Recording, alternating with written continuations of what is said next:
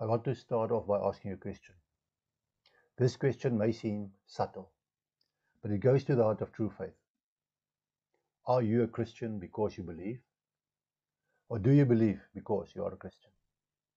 At first glance, the two statements sound almost identical. But upon closer inspection, we see a profound difference. One is about the living, active faith that gives birth to our Christian identity. The other is about a label we wear, perhaps out of traditional culture, without the conviction to back it up. Let's start with James 2:19. You believe that there is one God. Good. Even the demons believe that and shudder. James is reminding us that mere belief, intellectual agreement, is not enough. Demons believe in God. They know who Jesus is. But that belief doesn't lead to obedience or transformation. So believing in God isn't the same as believing God. Trusting Him, submitting to Him, following Him. The question forces us to examine the foundation of our faith.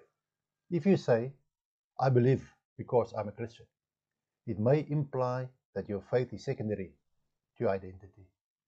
That you're a Christian perhaps because you were born into a Christian family, or because you attend church, or because you were baptized.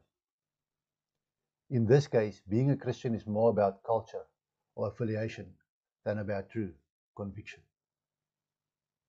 But when you say I'm a Christian because I believe, we are pointing to the foundation of Christianity, faith in Jesus Christ. Ephesians 2:8-9 says, For it is by grace you have been saved, through faith. And this is not from yourselves. It is a gift of God, not by words, so that no one can boast. Faith is the beginning of our relationship with Christ. We believe that Jesus is the Son of God, that He died for our sins and rose again. Because of that belief, by the grace of God, we are made new. We become Christians, followers of Christ, not because of tradition, but because of transformation. John 1:12 says, Yet to all who did receive Him, to those who believed in His name, He gave the right to become children of God. To receive Him is an act of choice. Belief is more than mental agreement. It's trust that changes how we live. Jesus also warned about superficial faith. In Matthew 7:21, He said, Not everyone who says to me, Lord, Lord, will enter the kingdom of heaven, but only the one who does the will of my Father who is in heaven. So again, are you a Christian because of the label or because you believe? Real belief results in repentance, surrender, and obedience.